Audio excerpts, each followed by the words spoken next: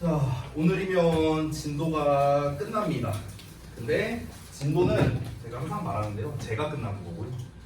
여러분은 끝나는 게 아니죠. 요 세 지문 금방 하거든요. 그래서 요거 끝내고 이제 우리 남은 기간 이제 한 주 남았어요. 한 주. 다다음 주 월요일부터 시험이잖아요. 그죠?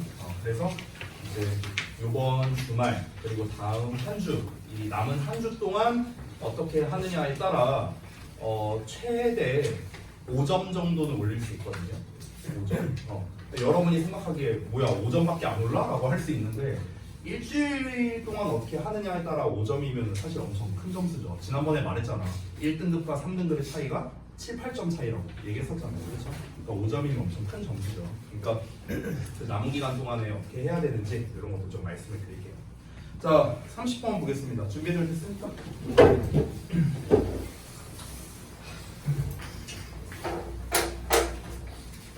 그 제목부터 한번 읽어볼게요. 분석서에 나와 있는 거. 이사가 아이들에게 미치는 부정적인 영향에 대해서 얘기하는 겁니다. 자, 뭐 되게 쉽죠? 말 그대로예요. 이사라는 게 애들한테 부정적인 영향을 끼친대. 어떤 식으로 부정적인 영향을 끼칠까에 대한 이야기를 보시면 되겠습니다. 보통 이제 이런 류의 글을 보면은요. 말 그대로 이것도 설명문이거든요. 이사가 애들에게 부정적인 영향을 끼친다. 어떻게 부정적인 영향을 끼치는데 왜? 이런 식으로 부정적인 영향이라고 했기 때문에 당연히 다 문제점을 다루고 있거든요. 근데 우리 분석서를 미리 보면 6번 문장을 잠깐 보실래요? 6번 문장.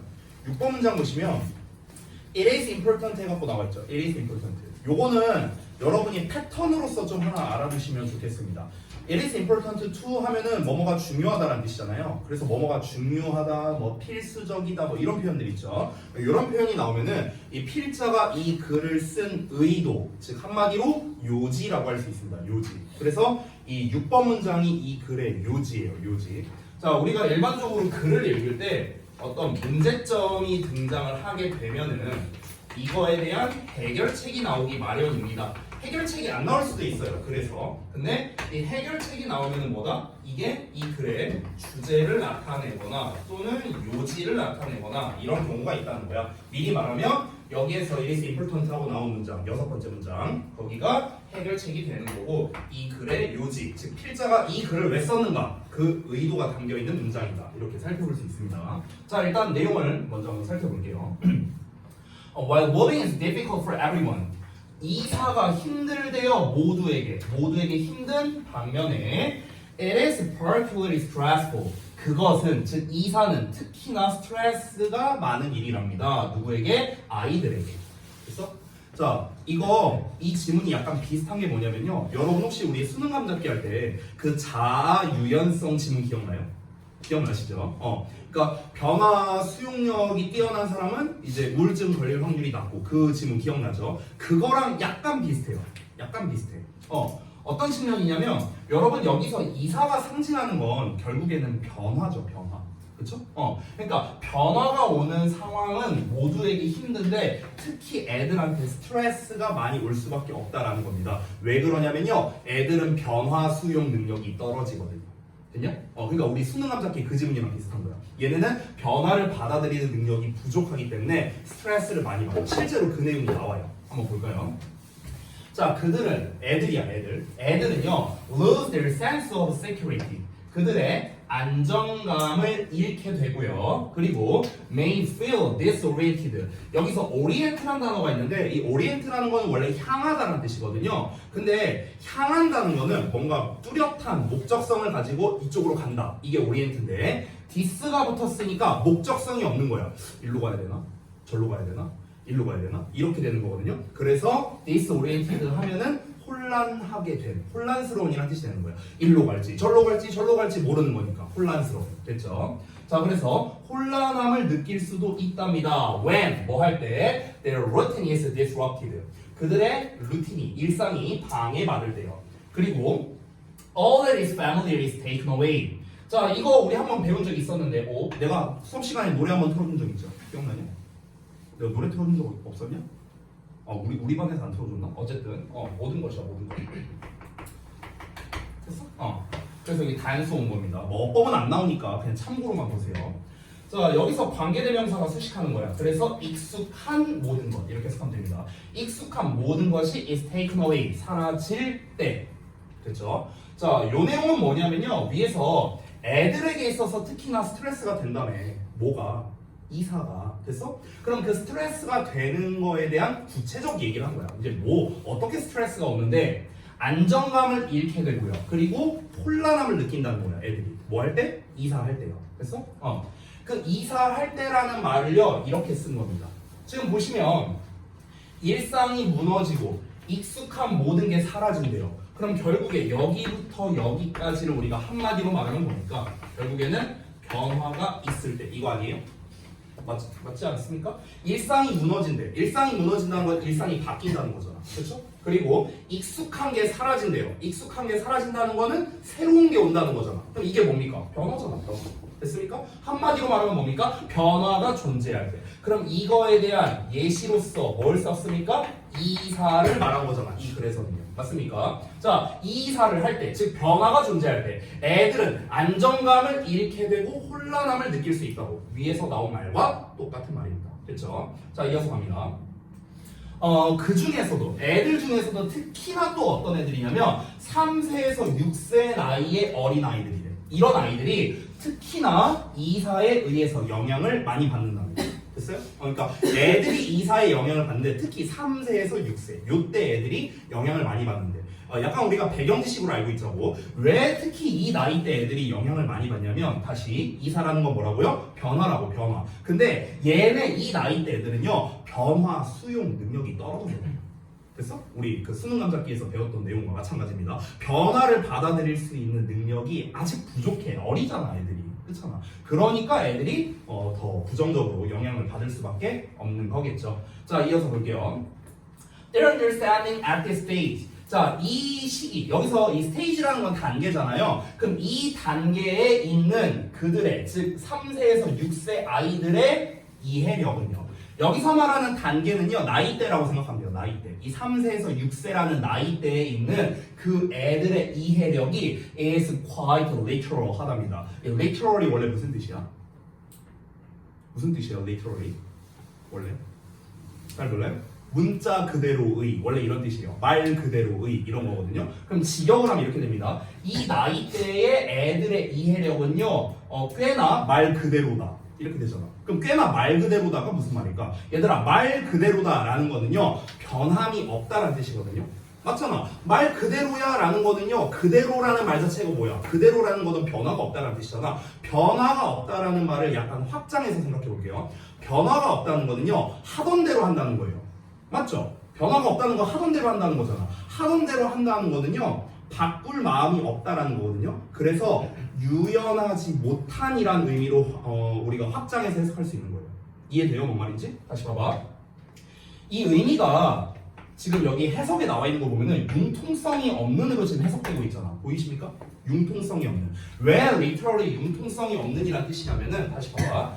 말 그대로의 라는 뜻인데 이것 자체는 뭡니까? 변화가 없다라는 거고, 변화가 없다라는 건 뭐냐면요 바뀔 생각이 없다는 거예요. 하던 대로 한다는 거야. 하던 대로. 하던 대로 한다고. 하던 대로 한다는 거는요 결국에는요 유연성이 없다라는 거죠. 고집이 있다는 거야. 고집이 있다고요. 됐어? 이렇게 의미가 확장된 거야. 됐어? 그러면 유연성이 없다, 고집이 있다, 이거 자체가 뭡니까? 융통성이 없다, 똑같은 말이라고. 됐냐? 그래서 literally 융통성이 없는 이런 식으로 해석이 된 겁니다. inflexible이야. inflexible. 됐어? flexible은 유연성이 있는 건데 inflexible 유연성이 없는 거죠. 됐어요? 그래서 이걸 literally요 fixed라고 보셔도 돼요. fixed. 이 fixed라는 게 뭐냐면요 형용사로서 이 fix가 고정시키다라는 뜻이잖아. 그래서 고정된이라는 뜻이거든. 해석하면 고정된. 그럼 고정된이라는 말 자체가 뭐냐면요 이것도 똑같습니다. 하던 대로 한다는 거야. 고정되어 있어. 유연성이 없는. 그래서 고집 있는이라는 뜻도 돼요. 고집 있는. 됐어? 그러니까 같은 의미예요. 같은 의미. 여기 문맥상. 자, 그럼 다시 한번 볼게요. 이 나이대의 애들의 이해력은요 말 그대로래요. 고정되어 있대요. 변함이 없답니다. 융통성이 없대요. 고집이 있대요. 됐어요? 다 똑같은 말이야. 그러니까 무슨 말이냐면요 3세에서 6세의 아이들은요, 뭔가 새로움을 받아들이기에는 어려운 나이이다. 이런 말입니다. 됐습니까? 이걸 쉽게 한번 정리해 볼게요. 요 말. 이 전체를 정리해 보면 3에서 6세 아이들은 새로움을 받아들이기 어렵다. 그 어려운 시기라고요. 3세에서 6세라는 이 아이들은요, 새로움을 받아들이기 어려워하는 그런 시기의 아이들이라고. 자, 그럼 새로움을 받아들이기 어려우니까 뒤에 어떤 내용이 나올까? 한번 이거 다 작성하고 난 다음에 볼게요. 3세에서 6세 아이들은 새로움을 받아들이기가 어렵다고요. 그래서 다음 내용 보면 and it is hard. 그래서 어렵답니다. 가주어니까 해석 안 했어요. 여기 for them의 의미상 주어 써있죠? 은는이가 부채석합니다. 그들이, 은는이가. 여기서의 그들은 애들이야, 애들. 그 3세에서 6세 애들. 그 3세에서 6세 애들이 to imagine beforehand. beforehand는 미리 이런 뜻이야. 미리, 사전에 이런 뜻이거든. 그러니까 사전에 미리 상상해 보는 게 어렵대요. 3세에서 6세 애들이 미리 상상해 보는 건 어렵답니다. 뭘 상상해 보는 걸? A new home, 새로운 집과 그들의 새로운 방을 상상해 보는 게 어렵다고요. 새로운 집, 새로운 방, 이게 뭔데요? 변화 아니야? 변화? 그렇잖아. 그러니까 이 애들은요, 새로움을 받아들이기가 어렵다. 똑같은 말이라고. 됐어? 이 문장이 하는 말은 결국 이겁니다. 융통성이 없으니까. 그러니까 이 새로움을 상상해 볼 만한 나이가 아니라는 거야. 하던 대로 하는 거니까. 그 실제로 여기 아시는 분은 아실 텐데 제가 그 에버랜드를 엄청 자주 가거든요. 지난주에도 갔었고 최근에는 사실 그렇게 많이 안 갔는데 한창 많이 갈 때는 한 달에 한 3번 정도 갔어요. 근데 이제 가면은요, 그 우리 아들도 그래요. 우리 아들도 정해진 대로만 놀아요. 정해진 대로. 눈 감고 끄덕거리지 말고 무슨 딴 얘기하고 있는데 눈 감고 이러고 있어 자식아. 그 이제 에버랜드를 가면은요, 그 이제 처음에 어떻게 하냐면 그 이제 어디냐, 입구에서 이렇게 쭉 이렇게 가면 여기 그 큰 나무 하나 있고, 가보신 분 알죠? 그래서 이렇게 해서 이쪽으로 이제 내려가면은 거기 그 저기가 있어요. 그 롤링 엑스트레인이랑 그 다음에 뭐 이렇게 타는 데 있어요. 그 뭐 렛츠 트위스트인가 뭐 이런 거 타는 데 있고, 일로 이렇게 쭉 내려가면은 여기에 그 저기 뭐야, 그 비룡 열차라고 해서 애기들 타는 열차 같은 거 있어요. 그걸 타요. 1번 코스. 자, 2번 코스는 그 바로 옆에 탑제트라고 해서 탑제트 이렇게 뭐 이렇게 비행기 같은 거 타는 거 있어. 애들 타는 거. 자, 이게 2번 코스. 3번 코스 어디로 가냐? 여기 끝으로 가고 이제 티익스프레스 타러 갑니다. 나 혼자. 저 혼자 타요. 왜냐면 우리 아들이랑 그 와이프는 이제 쫄보여갖고 못 타요. 그거를. 그래서 맨날 나 혼자 타러 갑니다. 그래서 여기 티익스프레스 타고 그럼 티익스 타고 이렇게 쭉 나오면요, 여기 막 먹거리 파는 데 있는데 거기 그 닭다리 같은 거 파는 데가 있거든요. 그래서 닭다리를 사 먹습니다. 지금 내가 이게 말하는 게 다 정해져 있는 코스예요. 정해져 있는 코스. 먹고 어디를 가느냐? 범퍼카 타러 가요. 그럼 범퍼카 타고 그 근처에 이제 그 매직 쿠키 하우스라고 애들 뭐 이렇게 노는 데 있어요. 거기서 놉니다. 그리고 그 바로 위에 저기 있어요. 그 뭐냐, 그 오락실이 있거든요. 오락실에서 게임 한 판 하고요. 그리고 근처에 피터팬이 있어요. 피터팬 탑니다. 이러면 끝이에요. 이게 정해져 있어요. 자, 어때요? 우리 아들내미가 놀이공원을 가서 노는 것조차도 이 코스가 정해져 있다고요. 딱 여기 끝나잖아요. 그럼 이제 집에 가자 이럽니다. 애가. 근데 이제 여기에서 이제 조금 달라지는 게 이제 여름이나 이럴 때는 좀 이제 시간이 있으니까 그때는 뭐 불꽃놀이 한번 보고 가거나 뭐 이럴 때도 있어요. 자, 그러니까 보통 애들은요 어떠냐면은 자기네들만의 어떤 정해져 있는 패턴이 있어요. 애들은 그런 것처럼 즉 그 패턴에서 벗어나는 것을 애들은 굉장히 싫어합니다. 그거를 극도로 싫어해요. 그 제가 결혼하기 전에는요, 막 여자애들 보면 가끔씩 이렇게 공주 옷 입는 애들이 있잖아요. 그러면은 나는 어떻게 생각했냐면, 굳이 막 애들한테 저런 옷까지 입혀야 되나 막 이런 생각을 했거든요. 근데 이제 내가 결혼해서 애를 낳으니까 알겠어요. 엄마가 입힌 게 아니에요. 애가 입고 싶다고 해서 입은 거야. 애가 이거 입는다고 막 공주 옷 입는다고 이거에다 무슨 그 왕관 같은 거 가지고 해야 된대. 엄마도 입히기 싫어. 근데 애가 막 애한테는 그게 이제 어떤 하나의 패턴인 거야. 됐어? 그러니까 이걸 벗어나는 거를 굉장히 어려워한다는 거죠. 이거를 이해했으면 이 글은 끝난 거예요. 됐어요? 자, 이어서 가볼게요. Young children, 어린애들은 may have worries, 걱정을 가질 수도 있답니다. 그 걱정이 어떤 거냐? such as 나와 있죠. such as 나오면 언제나 yes이라고 생각하면 돼요. 자, 예를 들면 뭐냐면 Will I still be me in the new place? 이런 거.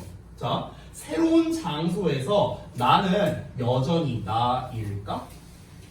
자, 새로운 장소에서도 나는 여전히 나로서 존재할 수 있을까? 이런 말이거든요.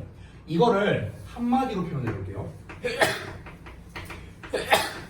정체성 혼란입니다. 정체성 혼란.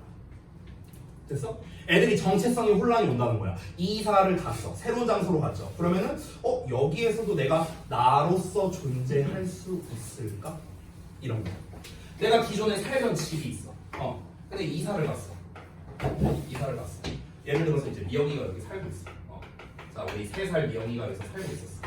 근데 이제 3살 미영이가 이제 여기로 가는 거야. 그럼 이제 우리 3살짜리 미영이는 뭐라고 생각하냐? 여기 A 집에서 살 때는 미영이가 맞았는데 이 B 집으로 이사 갔을 때의 미영이는 미영이가 맞을까? 내가 과연 나라고 할 수 있을까? 이 집에서 생활하는 게 미영인데 이렇게 생각한다는 거야. 무의식적으로 그렇게 생각한다고. 무의식적으로. 그리고 Will my toys and bed come with us? 자, 내 장난감과 그 침대가 나와 함께 올까? 이런 거를 이제 또 고민을 한답니다. 즉, 이건 뭡니까? 어떤 소중한 물건에 대한 불안감이라고 볼 수 있겠죠. 소중한 물건에 대한 불안감.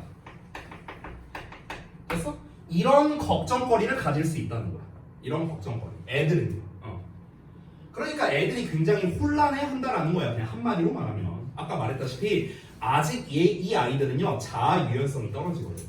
그러니까 이제 뭔가 이 변화를 받아들이는 거를 굉장히 좀 어려워할 수밖에 없다는 거야. 근데 이사는 큰 변화잖아요. 그러니까 정체성의 혼란이 오거나 소중한 물건에 대한 불안감이 오거나 이런 식의 부정적인 영향이 올 수 있다는 거죠. 자, 지금까지 말한 게 실컷 문제점 말했습니다. 어떤 문제점이죠? 이사로 인해 3세에서 6세 아이들에게 끼쳐지는 부정적 영향력에 대해서 실컷 문제점 얘기했습니다. 여기 LS 임플턴트 나왔죠? 그래서 이 부분이 바로 뭐다? 아까 말했다시피 해결책을 나타내는 문장이고요. 이게 이 글의 요지라고 할 수 있습니다. 필자가 이 글을 왜 썼는가? 이렇게 해줘라! 이거예요. 이사를 가! 그러면 애들이 불안감을 느끼잖아. 그러니까 우리가 이렇게 해줘야 돼! 라는 거예요. 어른으로서 이렇게 해줘야 된다. 이런 걸 얘기하는 거예요. 볼게요. It is important. 중요하대. To establish a balance. 균형을 잡아주는 게 중요하답니다. 균형. 어떤 균형이냐? Between A and B거든요. 그래서 이 between이 길게 나왔죠. 이렇게. 자, A에 해당하는 부분은 요거고요. B에 해당하는 부분은 요만큼입니다. 이렇게 전체. 여기가 B거든요. 자, 그럼 A와 B 사이의 균형인데 A는 뭐냐? Validating children's past experiences. 아이들의 과거 경험을 validate, 인정하는 겁니다. 타당하게 하다, 인정하다 이런 뜻이야. 아이들의 과거 경험을 인정하는 것.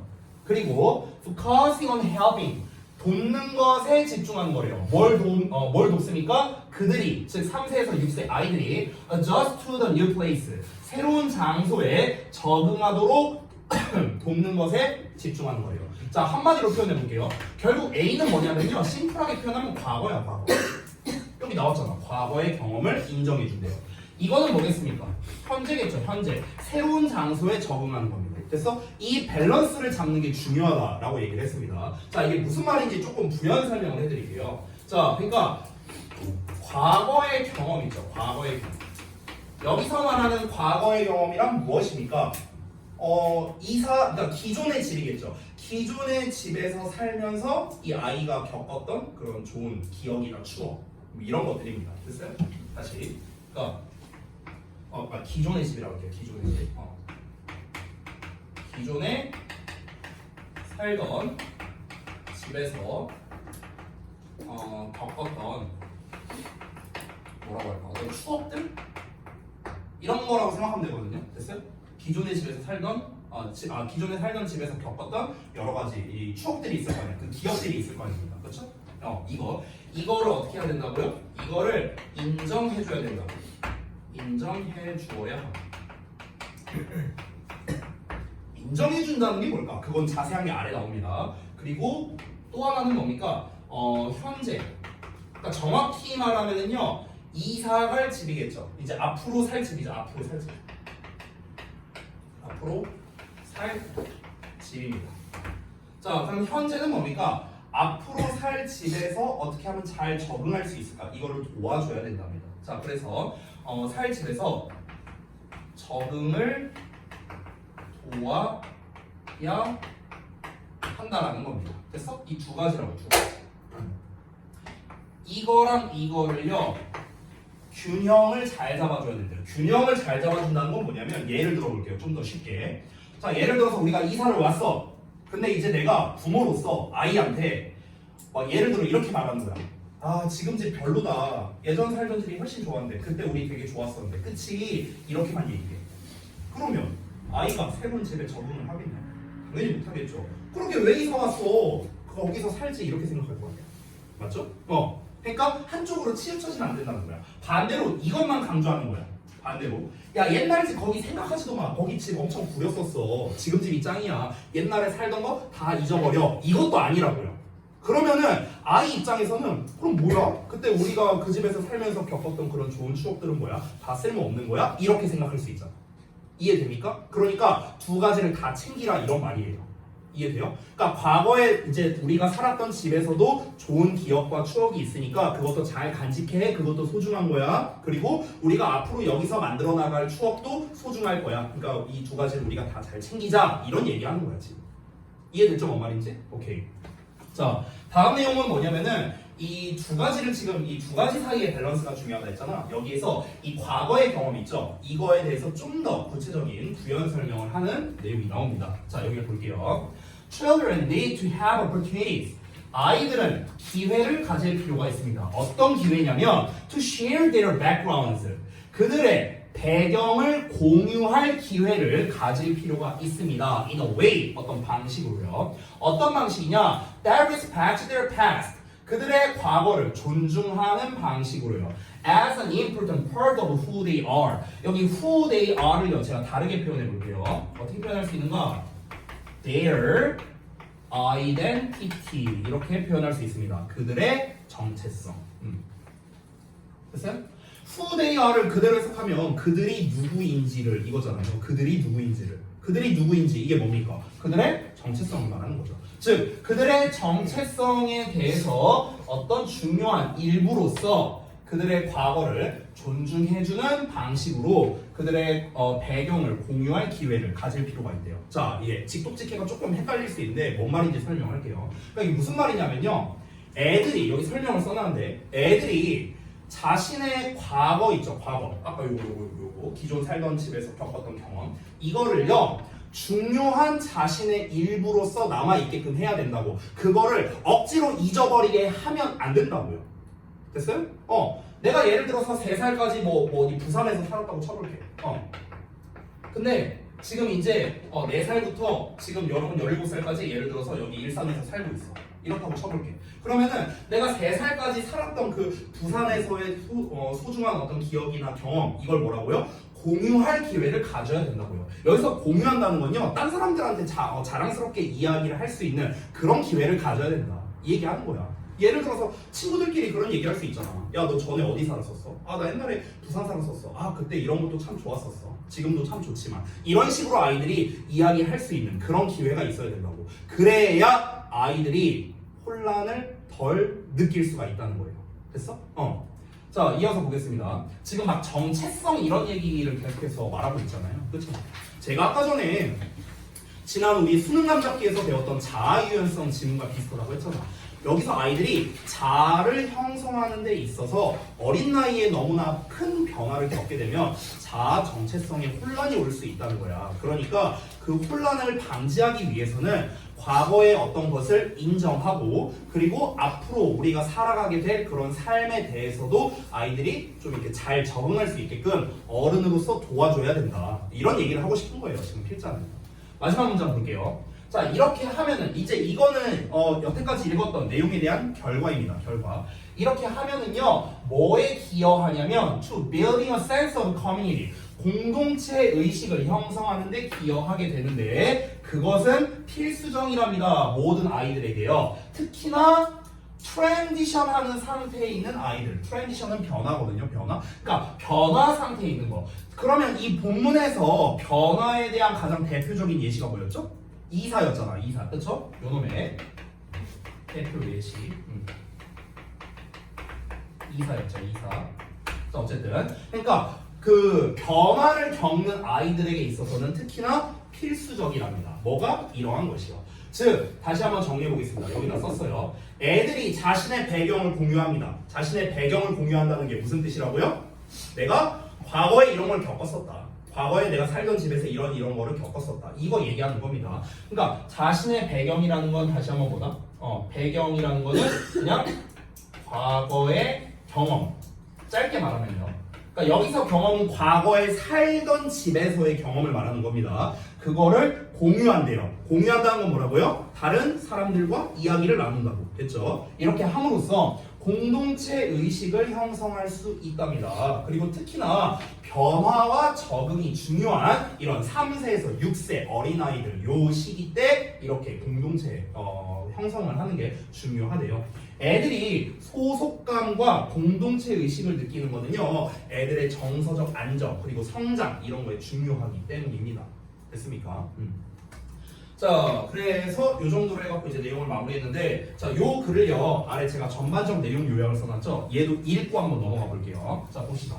이 글은 이사와 같은 큰 변화, 여기 나왔죠. 큰 변화가 어린애들, 특히 3세에서 6세 사이의 아이들에게 끼치는 그런 영향에 대해서 다루는 이야기입니다. 애들은요, 이사로 인해서 안정감을 잃고 혼란을 느끼고 새로운 환경에 대한 상상을 하기가 어려운 그런 시기라고 했어요. 이러한 불안감을 해소하려면 어떻게 해야 된다? 과거 경험을 인정해주고 새로운 환경에 적응하도록 도와줘야 된다라고 한 겁니다. 특히 애들이 자신의 과거를 중요한 일부로 받아들이고 중요한 일부로서 자신의 삶의 전체에 대해서 중요한 일부로 받아들이고 공동체 의식을 형성을 하는 게 애들의 정서적 안정과 성장에 있어서 필수적이다. 그러니까 꼭 어른으로서 도와줘라. 이런 게 필자의 의도라고 볼 수 있습니다.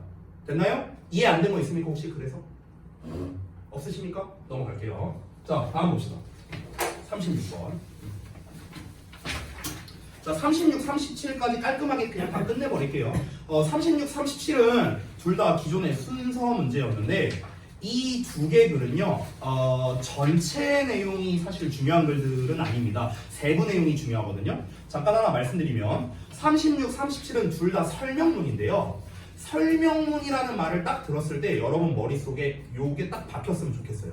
설명문은요, 보통 시험에서 4가지 유형으로 출제하기가 좋거든요. 그 4가지가 뭐냐면, 이거 안 쓰셔도 돼요. 이따가 쓸 거 따로 말해줄게요. 4가지 유형이 뭐냐면, 어법, 일치, 순서, 삽입이거든요. 어법, 일치, 순서, 삽입. 요 4개로 내기가 제일 좋아요. 근데 모의고사는 어법 안 나오죠?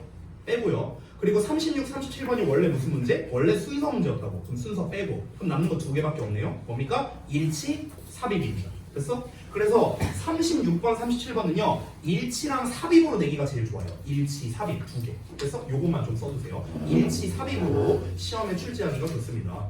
특히 우리 주역고 전용 문제 중 하나가 뭡니까? 내용 추론 문제 있죠. 내용 추론 문제. 지난 중간고사 19번 문제였습니다. 그 내용 추론 문제로 내기에도 좋아요. 36, 7번 둘 다 좋습니다. 알겠죠?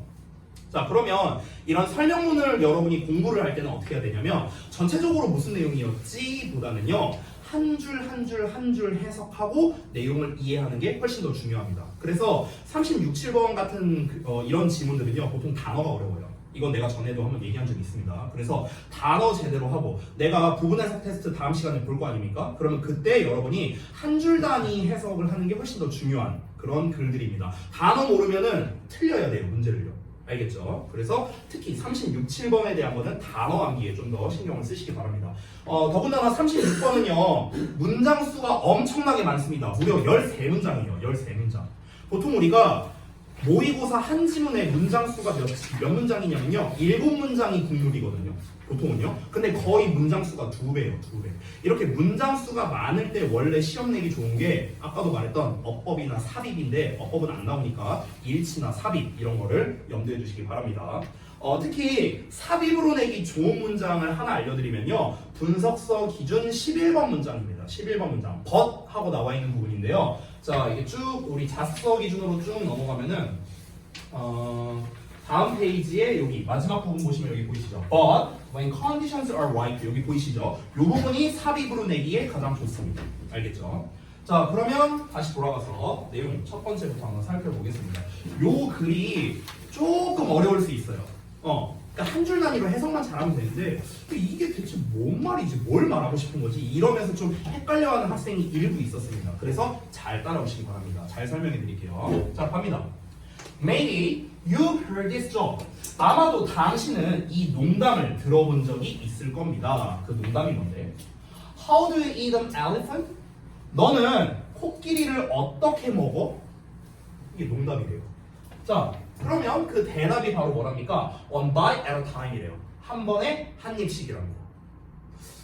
이게 뭔 말일까? 자, 설명을 좀 해줄게요. 코끼리를 어떻게 먹어라고 했어요. 그래서 코끼리라고 나왔잖아. 이 코끼리라는 게 상징하는 게 뭐냐면요. 크고 어려운 일을 말하는 거거든요. 여기 아래 써놨죠, 제가. 크고 어려운 일. 됐어? 여러분 코끼리 한 입에 먹을 수 있어요? 말이 안 되잖아. 그렇죠? 그러니까 코끼리를 어떻게 먹을 거야? 라고 물어봤을 때 그에 대한 대답이 뭐래요? 한 번에 한 입씩이래. 그러니까 코끼리가 이렇게 있어. 그러면 이걸 어떻게 먹냐? 한 입씩 먹으면 돼.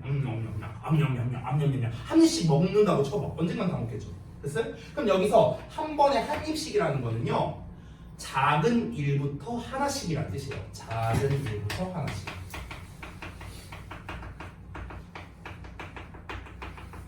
됐어? 결국 이 질문과 대답은 뭘 말하는 거냐면 너는 엄청나게 크고 어려운 일이 있어. 그럼 이거 어떻게 해결할 거야? 이런 질문이거든? 그럼 그 대답이 뭐라고요? 그럼 작은 것부터 하나씩 하면 되지 뭐 이런 거예요. 됐어요? 예를 들어서 내가 너네한테 숙제를 너네 변형 문제 700문제 풀어와 이랬어. 예를 들어서 다음 시간까지 해와 이랬어. 엄청나게 크고 어려운 일이죠. 그러면 어떻게 하면 됩니까? 하나씩 하면 된다고요. 하나씩 하면 언젠간 다 하겠죠 뭐. 됐니? 그런 얘기입니다. 자, 그러면 이 문장을 통해서 이제 뭘 말하고 싶은가? 그러면 How do you build the earth? 그럼 너는 어떻게 지구를 만들 거야? 이랬어요. 지구, 야 코끼리보다 훨씬 더 큰 거잖아, 그렇죠? 그럼 이 엄청나게 크고 어려운 일, 이 지구는 어떻게 만들 거야? That's simple too. 그것도 단순하대요. 뭐랍니까? One atom at a time. 한 번에 원자 하나씩이래요. 됐어요? 자, 똑같습니다. 코끼리를 먹을 때 어떻게 할 거야? 한 입씩 먹을 거야. 그러면은 이 지구는 어떻게 만들 거야? 원자 하나씩 놓을 거야. 작은 일부터 할 거야. 이거예요. 야, 원자의 크기랑 지구의 크기는 너무 차이가 많이 나잖아요. 그렇잖아. 근데 지구는 엄청나게 큰 일이죠. 근데 원자는 눈에 보이지도 않을 정도로 엄청나게 작은 거죠. 이렇게 작은 일부터 하나씩 할 거다. 이런 말입니다. 됐죠? 자, 그럼 이 문장을 통해서 이제 이 글에서 하고 싶은 말이 뭐냐면요.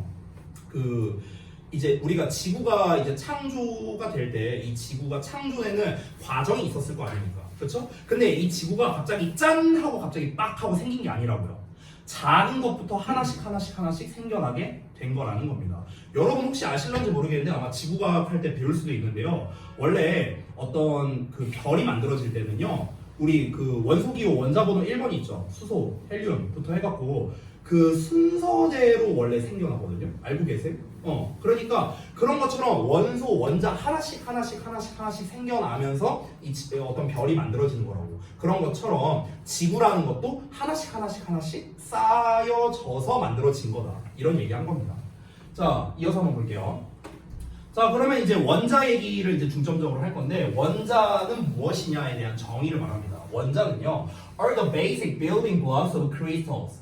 원자는요, 결정의 기본적인 building blocks래요. 구성 요소랍니다. 그리고 since the rocks are made of all the crystals. 모든 암석은요, 결정으로 구성되어 있기 때문에 여기 잠깐 보자면 be made up of는 뭐뭐로 구성되어 있다는 뜻이거든. 그래서 우리가 be composed of 이렇게도 쓸 수 있고요.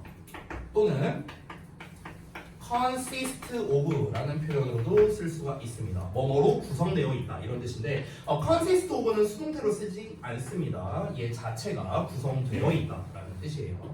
자, 모든 암석은 크리스탈로 구성되어 있기 때문에 결정으로 구성되어 있기 때문에 여기 크리스탈이라고 나오는 결정 있잖아. 결정. 쉽게 말하면요, 고체라고 생각하면 돼요. 알겠죠? 어쨌든 결정으로 구성되어 있기 때문에 the more you know about the atoms, 너가 원자에 대해서 더 많이 알면 알수록 더 better, 더 좋답니다. 자, 해석을 다 했는데 뭔 말인지 좀 설명해 줄게요. 그러니까 이게 무슨 말이냐면요. 이 지구라는 커다란 일은요. 지구라는 이 큰 일. 지구 생성이죠, 정확히는. 지구 생성이라는 큰 일은요. 아주 작은 일부터 시작이 됐다라면서요. 원자에서부터 시작이 됐다면서. 그러면은 이 필자가 말하고자 하는 건 뭐냐면 우리가 그러면 이 지구가 어떻게 만들어졌는가를 제대로 이해하려면 얘부터 공부해야 된다 이 얘기하는 거야. 됐어? 근데 이제 여러분 잘 봐.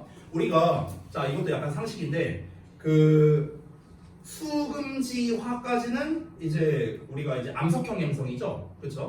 목토 천해가 이제 가스형 행성이잖아. 그러면 지구는 어쨌든 암석형 행성이기 때문에 암석들로 이루어져 있잖아, 그렇죠? 각종 바위라든가 산이라든가 어떤 땅이라든가 이렇게 이제 암석과 이제 바다로 이루어져 있는 거잖아요, 지구가. 그러면은 어쨌든간 그 암석들이라는 거는 전부 다 뭡니까? 암석들이라는 거는 결정으로 이루어져 있다고 했죠. 봐봐. 원자라는 거는요, 원자들이 결합해갖고 결정을 만든다고 했잖아. 여기서 뭐라고 했어?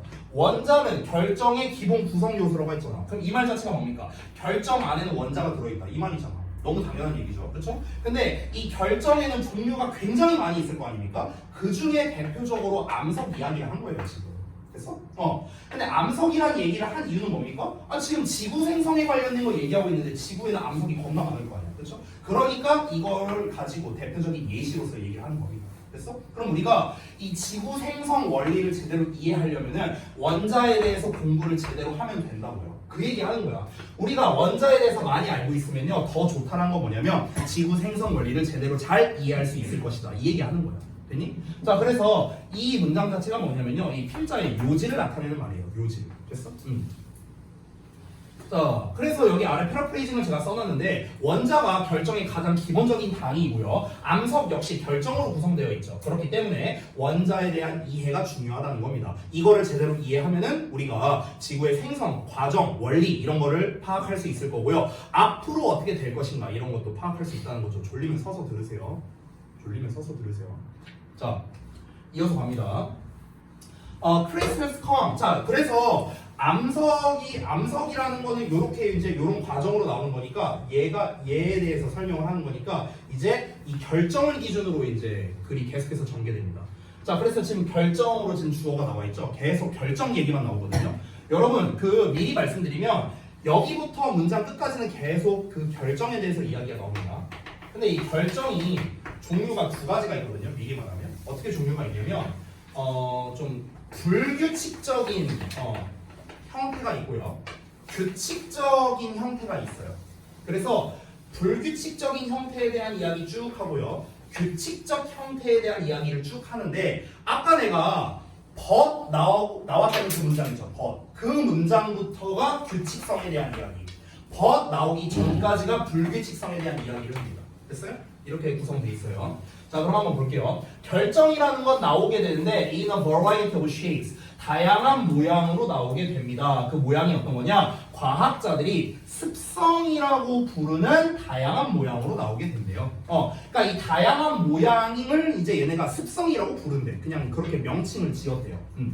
그러니까 여기서 습성이라는 용어는요.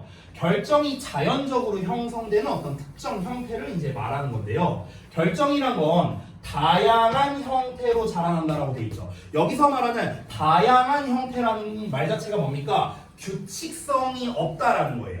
됐어요? 불규칙적. 여러 가지 모양으로 된다는 거죠. 예를 들면은 네모난 모양의 결정이 있다고 쳐봐. 근데 모든 결정이 다 이렇게 똑같이 생기는 게 아니겠죠. 요런 식으로 생길 수도 있고요. 요렇게 생길 수도 있고요. 이렇게 생길 수도 있고요. 그래서 결정이 다양한 모양으로 나올 수 있다고요. 그래서 결정은 다양한 모양으로 나온다. 이 얘기했죠. 그렇죠? 자, 그에 대해서 부연 설명을 합니다. 다음 볼게요. Common crystal habits. 일반적인 결정 습성은 뭘 포함하냐면 사각형, 삼각형, 육면의 육각형 뭐 이런 걸 포함한대요. 됐어? 결정의 종류가 많잖아. 그렇죠? 우리가 여러분 우리 얼마 전에 눈 왔었죠. 그 눈의 결정 같은 거 사진을 본 분은 알겠지만 결정이 막 뭐 약간 이거에 가깝지 않나요? 눈의 결정은요? 육각형 아니에요? 나 잘 기억이 안 나서. 그래서 여기 막 뭐 이렇게 있잖아. 그렇죠? 그 결정을 보면은요. 그러니까 그런 것처럼 그러니까 결정의 형태는 사실 되게 다양하게 있다는 거야. 이 마우스도 결정이 있겠죠. 그렇죠? 우리가 입고 있는 옷 이런 것도 다 결정이 있겠죠. 근데 이제 그 결정의 모양은 당연히 다 다양하게 될 수밖에 없다. 이렇게 다양한 모양을 가지고 있다라는 겁니다. 결정이 취할 수 있는 그런 기본적인 형태를 예시로 든 겁니다. Usually 보통은 crystals form 결정은 형성됩니다. When liquid is cool 액체가 차가워질 때. 그렇죠? 아까 내가 뭐라 했어? 결정은 고체 형태라고 생각하라 했잖아. 그렇죠? 그러니까 액체가 차가워질 때 결정이 만들어지는데 그 대표적인 예시 서치해즈 뭐냐면 when you create ice cubes 너가 얼음을 만들 때와 같이. 그렇죠? 그러니까 그 액체 상태일 땐 물인데 우리가 냉동실에 넣어놓으면 얼음이 되잖아요. 그렇죠? 그럼 얼음 결정이 된 거죠. 결정. 그렇죠? 이런 것처럼 결정은 차가워질 때 만들어지고요. Many times 또 많은 경우에 결정은 또 어떻게 형성되냐면 어떤 방식들로 형성됩니다. 어떤 방식들이냐? That do not allow for perfect shapes. 완벽한 모양을 허용하지 않는 방식이래요. 완벽한 모양을 허용하지 않는다? 이게 무슨 말일까? 여기서 말하는 완벽한 모양이라는 거는요. 불규칙적 모양을 말하는 겁니다. 그래서 허용하지 않는 거 여기까지 하죠. 여기까지. 그러니까 완벽한 모양이라는 거는요 규칙적인 형태고요 오히려. 근데 완벽한 모양을 허락하지 않는다고 했으니까 불규칙적인 모양으로 만들어진다는 거죠. 아까 말했다시피 삼각형이 될 수도 있고 사각형이 될 수도 있고 육각형이 될 수도 있고 심지어 같은 사각형이어도 다를 수도 있겠고 그죠? 자 결국에는 여기 보시다시피 결정이라는 게 항상 완벽한 형태로 성장하는 건 아니라고요. 예를 들어서 결정이라는 게 이렇게 만들어질 거 아니야. 아까 말했다시피 온도가 내려가면서 이렇게 고체가 되면서 결정이 만들어질 거 아니냐. 아니 여러분 이렇게만 생각해봐. 겨울에 눈이 내리잖아요. 근데 눈이 언제나 똑같아요. 똑같은 눈이에요? 아니잖아. 약간 쌀이기 눈이 내릴 수도 있고요. 한방 눈이 내릴 수도 있고요. 조금 약간 진눈깨비처럼 눈이 내릴 수도 있고 너무 다양하잖아요. 눈의 종류도. 그렇죠? 그러니까 똑같은 눈이 아니잖아요. 전부 다 다르잖아. 그러면은 그 각각의 눈의 결정을 보면은 전부 다 형태가 다양하겠죠. 그렇죠? 그런 것처럼 예를 들어서 한방눈이면요 결정이 거의 완벽에 가까운 형태일 거예요. 근데 진눈깨비야. 진눈깨비면 사실 물이 좀 섞여 있잖아요. 그러니까 이건 자라나가 많은 거죠 결정이. 그렇죠? 그러면은 이런 완벽한 형태가 아니라 좀 이렇게 좀 허접한 형태로 이제 되어 있을 거라는 거죠. 그러니까 결정이란 건 언제나 완벽한 형태로 성장하는 건 아니라는 겁니다. 외부 요건에 따라서 얼마든지 달라질 수가 있는 거겠죠. 자, 그래서 그 내용이 다음에 나오는데 보시면. If conditions are too cold, too hot, or there isn't enough source material. 한번 볼게요. 조건이 너무 차갑거나 아니면 너무 뜨겁거나 아니면 충분한 원천 물질이 없다면요. 됐어? 그러면 그것들은 이제 여기서 말하는 거는 그 결정들이죠. 그 결정은 can form strange twisted shapes. 이상하고 뒤틀린 모양을 형성할 수 있답니다. 자, 아까 말했던 눈 얘기랑도 똑같아요. 그러니까 조건이 너무 차갑거나 너무 뜨겁거나 아니면 원천 물질이 충분하지 않대요. 원천 물질은 뭐냐면요, 그 결정을 구성하는 기본 재료라고 생각하면 돼요. 됐어요? 원천 물질. 그 결정을 구성하는 기본 재료야, 재료. 됐어? 결정을 구성하는 기본 재료. 됐죠? 얼음이면 뭐겠습니까? 물이죠. 물 H2O겠죠. 뭐. 됐어? 그게 가장 기본 재료잖아. 그렇지? 근데 그게 양에 따라서 물의 양이 어떻게 되느냐 이거에 따라서 또 이제 이 결정의 모양이 달라지겠죠. 그렇죠? 그런 것처럼. 그러니까 결국에는 여기에서 이 구절에서 말하는 여기부터 여기까지 말하는 건 뭐냐면요. 그러니까 조건이 다양할 때입니다. 조건이 다양할 때. 한마디로 말하면.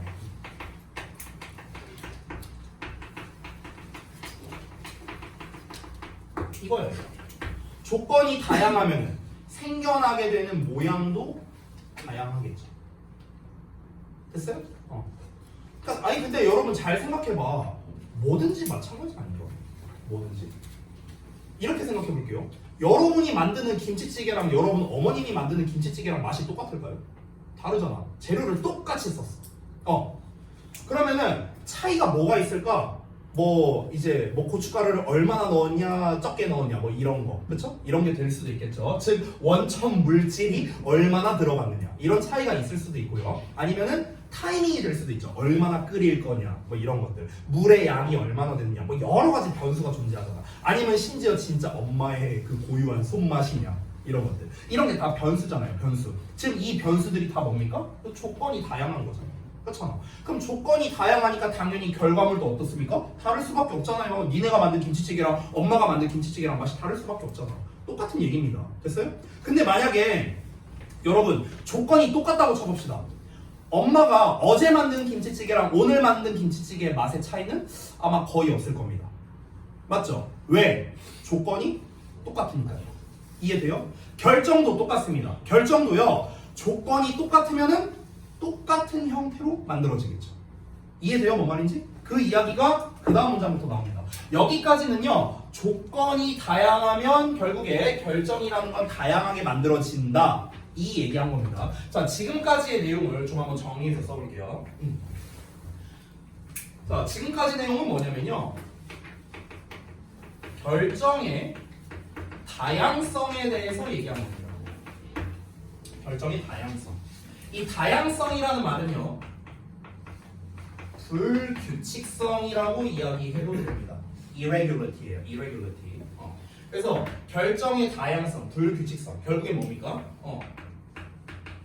조건의 다양성이 증가하면은 당연히 어떻게 됩니까? 결정도 다양해질 수밖에 없겠죠. 그렇죠. 조건이 다양하면은 결정도 다양해진다고요. 당연한 말 아니에요? 그렇죠? 조건이 달라지면 결정도 다를 거 아닙니까? 아까 말했던 김치찌개 예시 생각하라고요. 자, 지금까지 얘기한 거를 그냥 짧게 정리한 겁니다. 자, 그러면 이제 지금부터 또 다른 얘기로 한번 가볼게요. But 하지만 when conditions are right, 조건이 알맞을 때래요. 이번에는 조건이 알맞다는 건요, 조건이 일정할 때라는 뜻이거든요. 일정할 때. 그럼 여기에서의 white는요, 문맥상 뭐랑 똑같냐면요, 우리가 consistent라는 말과 유사하다고 볼 수 있어요. 여기서 consistent가 무슨 뜻이냐? 형용사로 일정한이란 뜻이야. 일정한. 됐어? 그러니까 조건이 일정할 때는 we see beautiful displays. 우리는 아름다운 배열을 보게 된대요. 얘들아, 아름다운 배열이라는 말을 들었을 때 규칙적인 것 같아? 불규칙적인 것 같아? 규칙적. 됐어? 아름다운 배열이란 게 뭐야? 뭔가 오와 여를 딱 맞춰갖고 촤 이렇게 있는 거. 이런 느낌이 딱 들죠. 그렇죠? 그러니까 여기서 말하는 아름다운 배열이란 거는요, 규칙적 패턴이라고 생각하면 돼요. 규칙적 패턴. 됐니? 지금까지 얘기한 거 뭡니까? 결정의 다양성에 대해서 얘기했잖아. 그럼 이제부터 얘기하는 건 뭡니까? 결정의 규칙성에 대해서 말하려고 합니다. 규칙성. 규칙성은 뭐라고요? 규칙적 패턴이라고. 규칙적 패턴. 규칙적 또는 일정한이라고 써도 되겠죠. 일정한 어떤 패턴을 이야기하는 겁니다. 내가 갑자기 든 생각인데요. 우리 교육고 선생님께서 만약에 굉장히 좀 이렇게 표현해도 되나? 좀 악질이라면요. 그러면 본문 내용을 바꿔서 출제할 수도 있어요. 지금 내가 쓴 것처럼 이렇게 아름다운 배열을 본다 이런 게 아니라 규칙적인 패턴을 볼 수 있다. 그리고 규칙적인 이런 단어에다가 밑줄 쳐놓고 문맥상 어색한 단어에 체크해라 이런 거. 됐어? 어휘 문제로도 출제할 수도 있겠네요. 자, 다음 내용 볼게요. 자, 지금부터는 계속 무슨 얘기 나와야 돼요? 규칙적 패턴. 이걸 가지고 얘기가 나와야 됩니다. 여러분, 규칙적 패턴은 당연히 어떻게 씁니까? 우리가 안 봐도 알아요. 조건이 어떻게 씁니까? 조건이 다양할까요? 아니죠. 일정해야 됩니다. 그래서 조건이 동일해야 됩니다.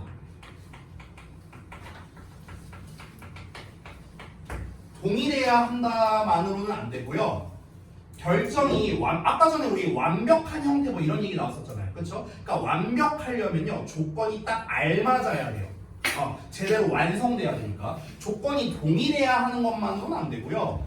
그러니까 딱 알맞는 조건이어야 된다고. 알맞는 조건. 알맞아야. 됐어요? 알맞아야 한다는 거를 조금 구체적으로 나타낸 게 뭐냐면요. 본문에 나와 있는 slow, steady입니다. 요거예요. slow, steady. 느리고요. 안정된. 됐어요? 느리고 안정되고요. 느림 플러스 안정된. 이런 의미라고요. 여기서 조건이 알맞는다가 뭐라고요? 느리고 안정된 형태라고요. 천천히, 꾸준히 이렇게. 됐어? 그러니까 우리가 생각을 해봐. 예를 들어서요. 니네가 아까 내가 김치찌개 얘기했으니까 김치찌개로 얘기해볼게. 니네가 김치찌개를 만드는데 1분 만에 만들어야 돼. 김치찌개. 말이 되냐 이게? 말이 안 되잖아. 1분 만에 김치찌개 완성할 수 있어요? 밀키트 안 쓰고요. 말이 안 되잖아. 밀키트 써도 1분 만에는 안 되겠다, 야. 그치? 근데 내가 너네한테 요리를 시키는 거야. 야, 김치찌개 만들어봐. 1분 줄게. 이랬을 때랑 1시간 줄게. 이랬어. 그럼 당연히 완성도 있는 요리는 1분짜리일까? 1시간짜리일까? 당연히 1시간짜리 아니에요? 너무나 당연하잖아. 그렇죠? 왜? 우리가 시간을 충분히 들여야만 완성도 있게 끓여서 맛있게 만들 거 아닙니까? 똑같다라는 거야. 결정이라는 것도요. 한순간에 짠 하고 만들 수 있는 게 아니라고. 느리게 천천히 해야 된다고. 천천히 해야 어떻게 했습니까? 스테디하게 만들 수 있는 거야. 안정된 형태로 만들 수 있는 거야. 이해돼요? 그 얘기하는 거야. 다시 볼게요.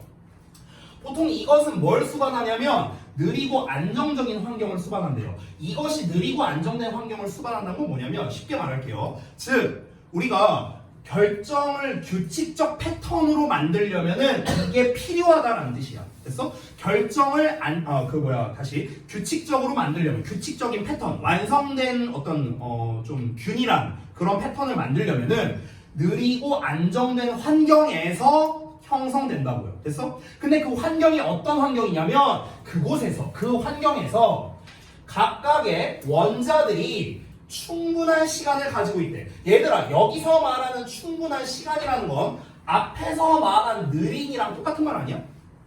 맞죠? 충분한 시간을 가진다는 건 천천히 한다는 거잖아. 이해돼요? 같은 말이야, 같은 말. 이건 사실상 문맥상 같은 말. 충분한 시간, 많은 시간을 가지고 있는 환경이랍니다. 근데 그 시간이 어떤 시간이겠습니까? 김치찌개로 말하면 어떤 시간이겠어요? 내가 그 고기를 막 이렇게 넣었어. 그럼 고기가 익어야 할 시간이 필요하겠죠. 그렇죠?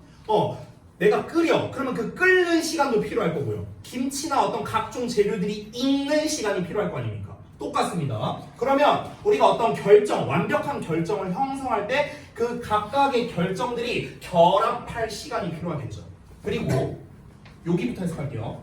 Into what's known as the crystal lattice. 결정 격자라고 알려져 있는 것이 있대요. 결정 격자. 얘들아, 격자라는 게 뭡니까? 이게 격자 아닙니까?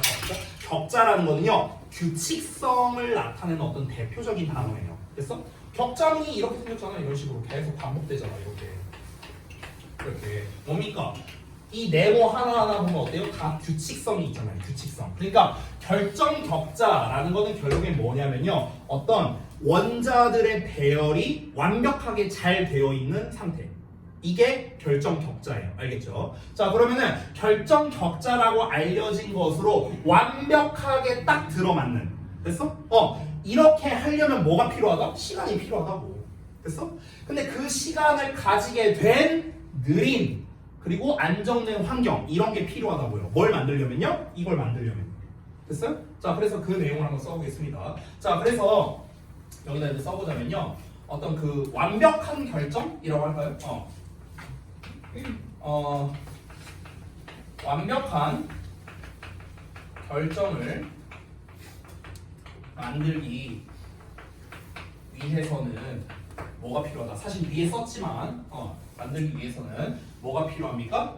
어떤 이제 충분한 시간이 필요하다 했습니다. 즉 결정 격자라고 알려진 것으로 딱 알맞고 결합할 그럴 시간이 필요하다라는 거겠죠. 그래서 좀 어떻게 정리하면 될까요? 그러니까 이렇게 한번 해볼게요. 원자들이 서로 결합하고 배열되는데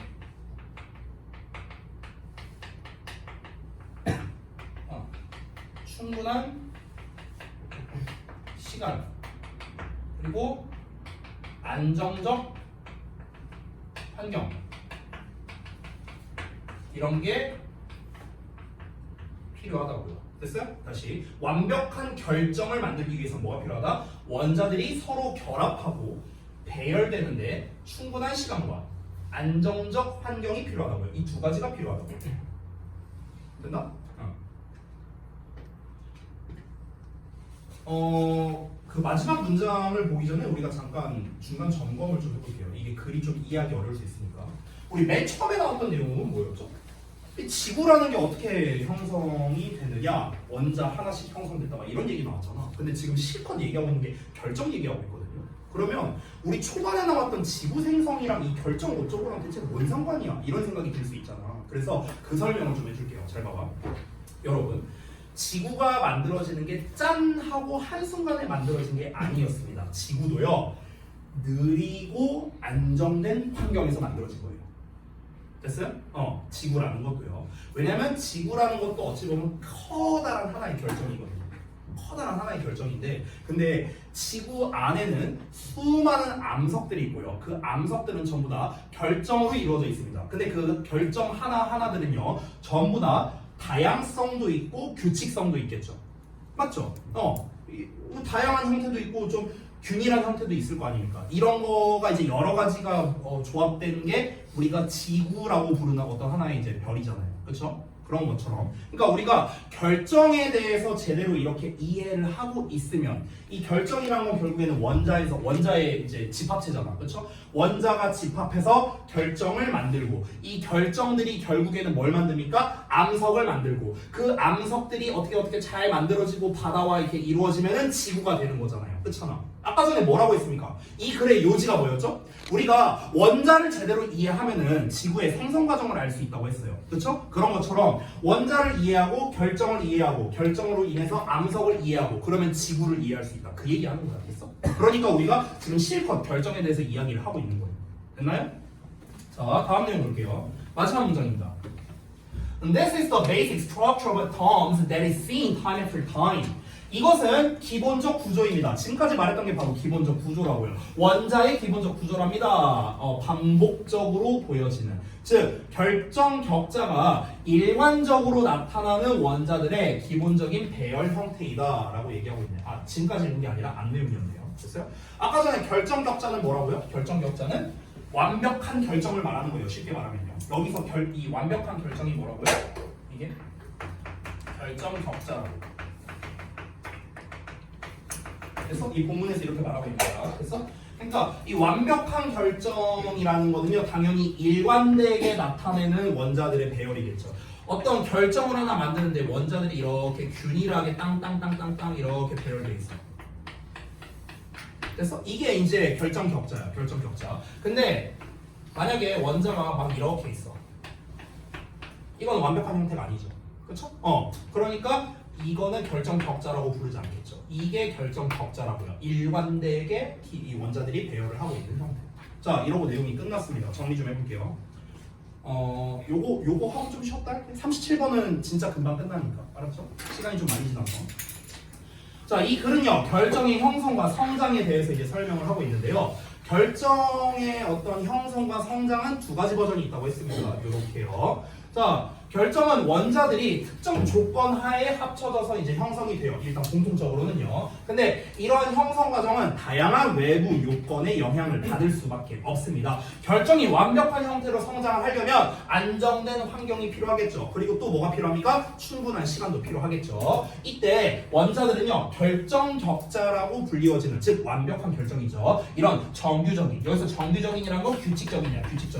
규칙적인 패턴으로 배열이 됩니다. 자, 이런 이해는 암석과 같은 지구상의 많은 자연 현상을 이해하는데 도움이 될 수 있다는 겁니다. 그러니까 잘 배워두면은 우리 이 지구를 포함한 자연 현상을 이해하는데 도움이 될 수 있다. 그러니까 잘 배워라. 이게 이제 필자의 요지고요. 됐죠? 자, 이렇게 정리할 수 있습니다. 자, 그래서 좀 자세하게 설명하다 보니까 시간이 좀 많이 흘렀네요. 시간이 얼마 남지 않긴 했지만 그래도 한 5분만이라도 좀 쉬는 시간을 드릴게요. 그리고 37번 마무리하겠습니다. 자, 주무실 거면요, 이때 주무세요. 핸드폰 하지 말고.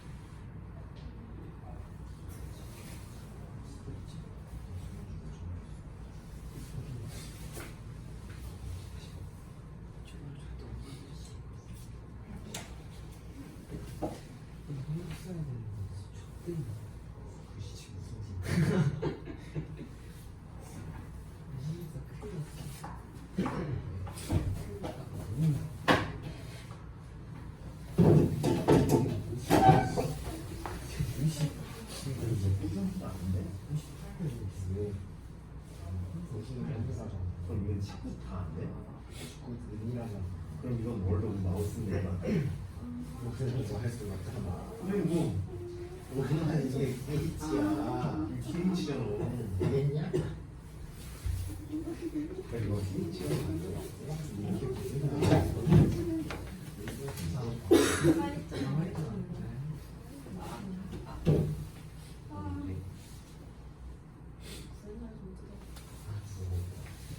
아 지민아.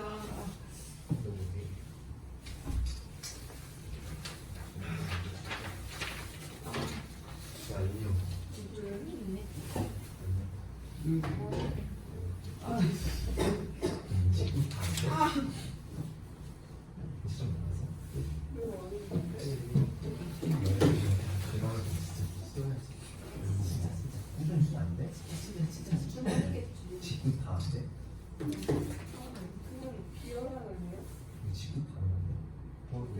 아니 이거는 뭘 얼굴 마우스인데 뭐라고 하는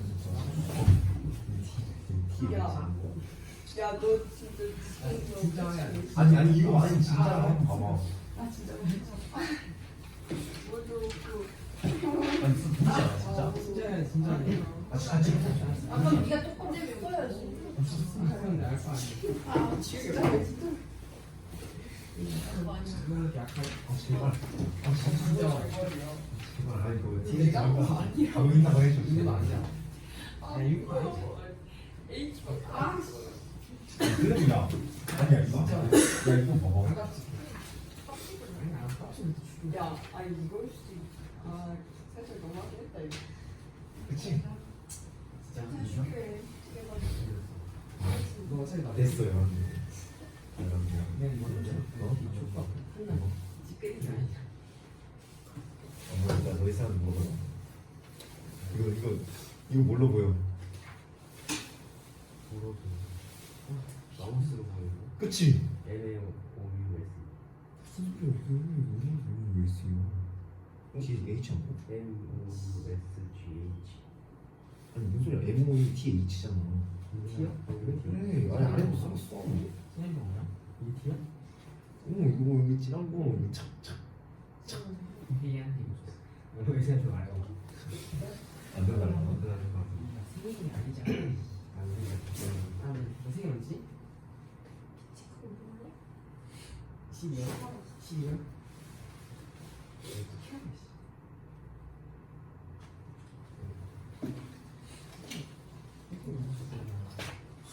이름 뭐지? 치. 지울 걸.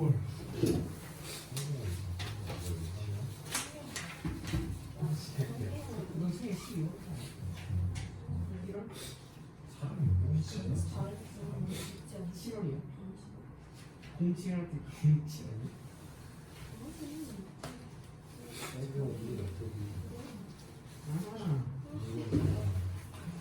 자, 할수 없어. 볼 수가 없어. 뭐 하는 거지? 너?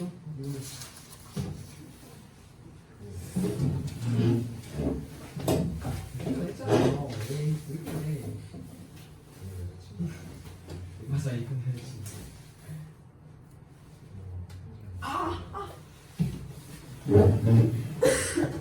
가서 보다 나 되게 못하는 거 이번에 방금 내 거예요. 아 진짜 네가 지금 잘 모르는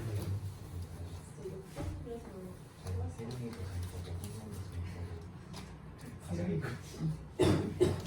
사람 세상이야 세상이 한번도 재밌고 형이야 그럼 진짜 죽어 아니 그 진짜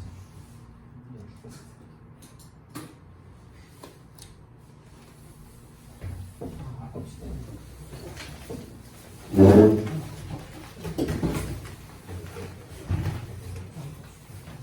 무슨 내가 깎았어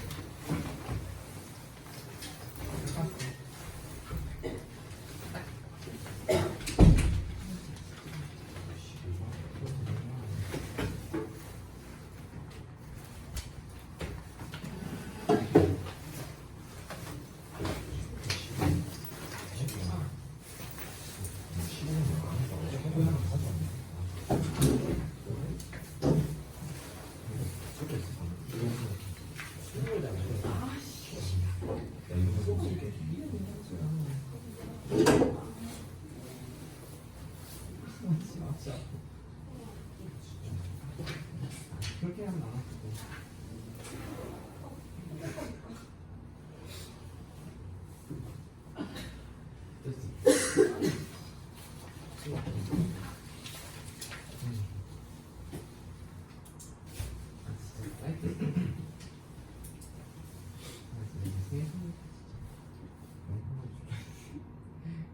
이거 좀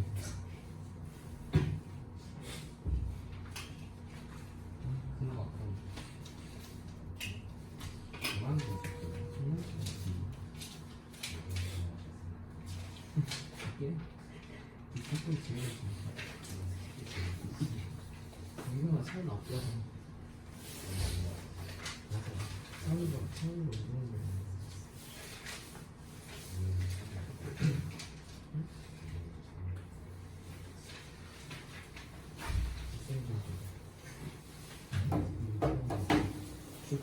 거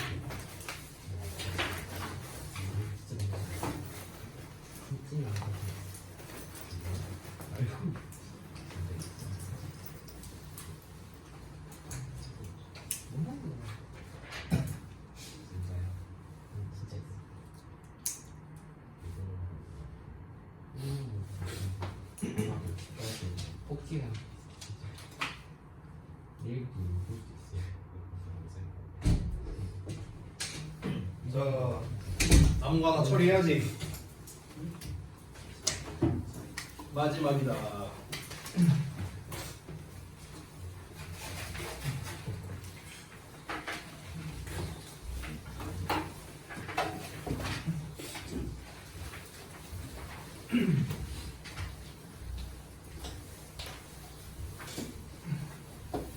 볼까요?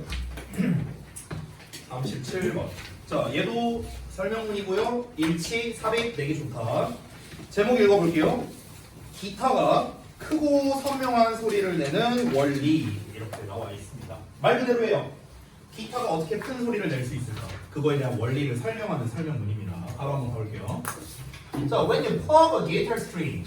여기서 plug이라는 단어가 있는데 이게 해석을 보면은요. 뜯다라고 해석이 돼 있죠. 이 뜯다가 아니고 엄밀히 말하면 우리 기타 칠 때 징 하고 치잖아. 그 기타 줄을 튕기다. 이게 플럭이야, 플럭. 알겠죠? 그걸 우리가 보통 뜯는다고도 표현을 하잖아요. 그렇죠? 잡아뜯다 이게 아니에요. 알겠죠? 자, 너가 기타 줄을 이렇게 칠 때, 기타 줄을 이렇게 징 하고 칠 때, it moves back and forth. 그 기타 줄은요, 앞 뒤로 왔다 갔다 하면서 움직입니다. hundreds of times every second. 매 초마다 수백 번 왔다 갔다 한대요. 자, 바로 이어서.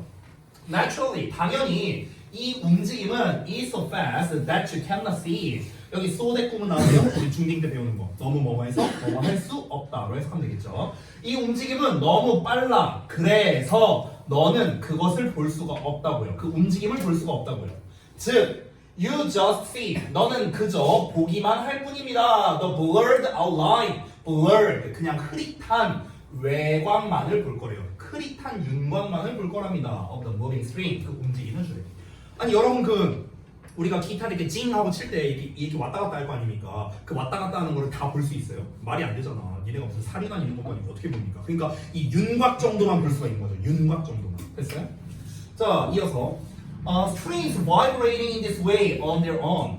자, 그러면 이렇게 스스로 진동하는 줄들은요, make hardly any noise. 거의 어떠한 소리도 내지 않는데요. 잘 봐봐.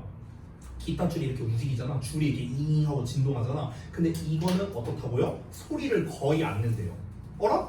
기타 치면 찡 하면 소리 잘 나잖아. 근데 여기서 뭐랍니까? 소리를 거의 안 낸대요. 잘 봐요. 소리를 거의 안 냅니다. 왜 그러냐면요, 그 줄은 너무나 얇기 때문이에요. 그리고 또 push much air about. 여기 about에 대한 뜻을 써놨는데 얘들아, about과 가장 비슷한 뜻이 around거든요.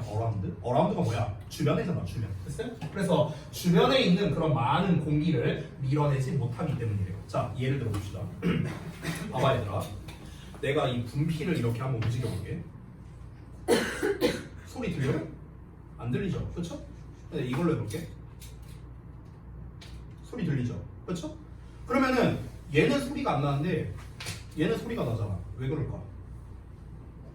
공기 마찰이 더 많기 때문이에요. 그렇죠? 얘는 면적이 얇잖아요. 그렇죠? 얘는 표면적이 넓죠. 면적이 얇으니까 얘는 움직여봤자 이 면적에 닿는 공기가 좀 적잖아요. 그렇죠? 그러니까 이제 소리가 안 나는데, 잘 안 나는데, 우리 귀에 안 들리는데, 얘는 면적이 넓으니까 소리가 나는 거예요. 됐어요? 그러니까 결국에는 이 면적이, 이 소리라는 것 자체가 우리 21번에도 나왔지만 압력파잖아요. 압력파. 그렇죠? 그러니까 공기와 이 물체의 이 안 보이는, 눈에 안 보이는 이 공기가 있고, 얘가 이렇게 공기를 때리면 이 압력으로 인한 파장, 이게 소리의 원리잖아요. 그렇잖아. 그런 것처럼 면적이 얇으니까 얘는 소리가 안 나고, 면적이 넓으면 소리가 나겠죠. 근데 기타 줄은 어때요? 얘보다 더 얇잖아. 그쵸? 그럼 그 얇은 줄이 이렇게, 이게 기타 줄이라고 쳐봐. 위아래로 이렇게 진동을 할 거 아닙니까? 그럼 이렇게 올라갈 때는 공기를 이렇게 밀고, 내려갈 때는 이렇게 공기를 밀고, 공기를 밀 거 아닙니까? 근데 공기를 밀어봤자 얼마나 밀겠어요? 그 얇은데 줄이. 그렇잖아. 그러니까 줄을 튄 거 같자 소리가 안 난다는 거야. 거의 안 들린다고. 이해돼요? 근데 실제로는 어떻습니까? 실제로 기타를 징 하고 치면은 소리 잘 나잖아. 왜 소리가 날까? 그 원리가 나옵니다. 볼게요. 자, 하지만 if you attach a string to a big hollow box, 너가 만약에 attach a string, 그 줄을 붙인다면 어디에다가? 큰 hollow box에다가, hollow, 속이 비어있는 이런 뜻이야. 커다란 속이 비어있는 상자에다가 줄을 단다면요. 그래서 그 커다란 비어있는 상자가 뭔데요? like, 예를 들면 a guitar body, 기타 몸체처럼 줄이 이렇게 있어.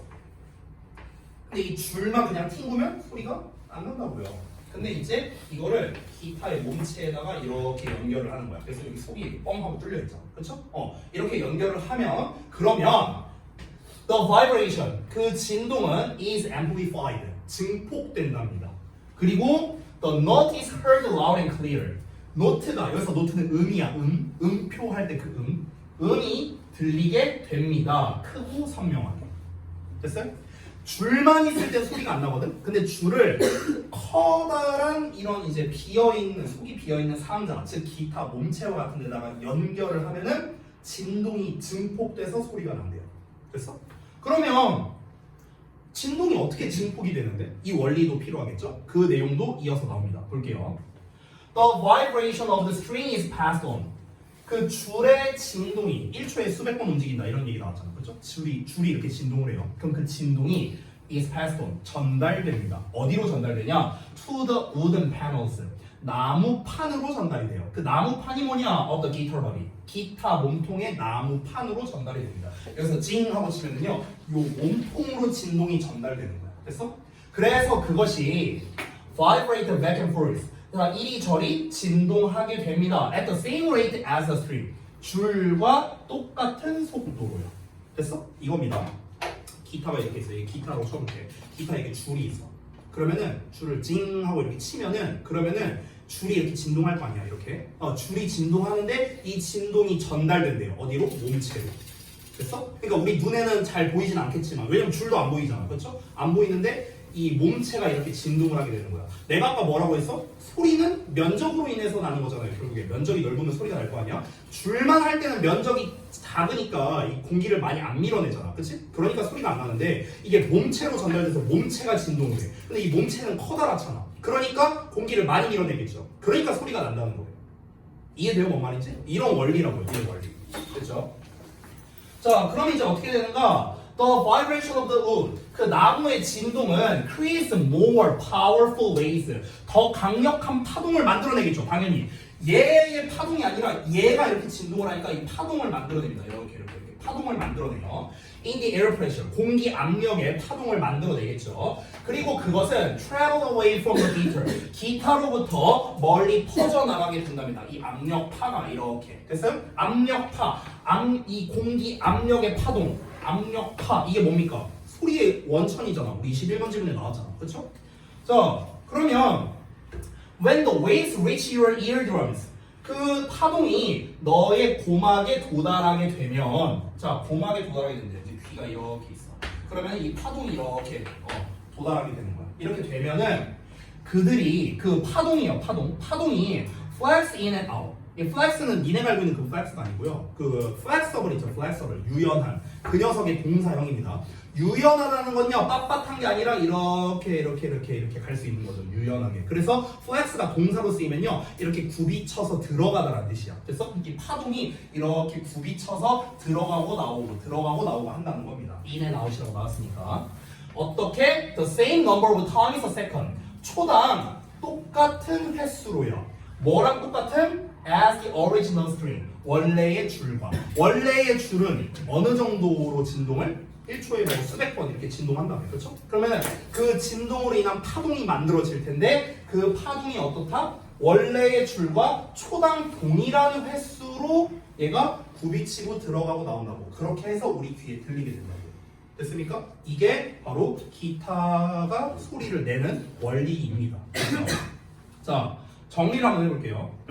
이 글은요, 기타 줄의 진동과 소리 생성 과정을 설명하는 글인데, 기타 줄이 빠르게 진동은 하지만 줄 자체가 워낙 얇다 보니까 공기를 충분히 밀지 못하겠죠. 그래서 원래는 소리가 안 난다고. 실제로 우리가 그 얇은 줄을요, 칠판에다가 만약 붙인다고 해볼게. 그럼 이렇게 징 하면요, 소리가 거의 안 난다는 거예요. 됐어?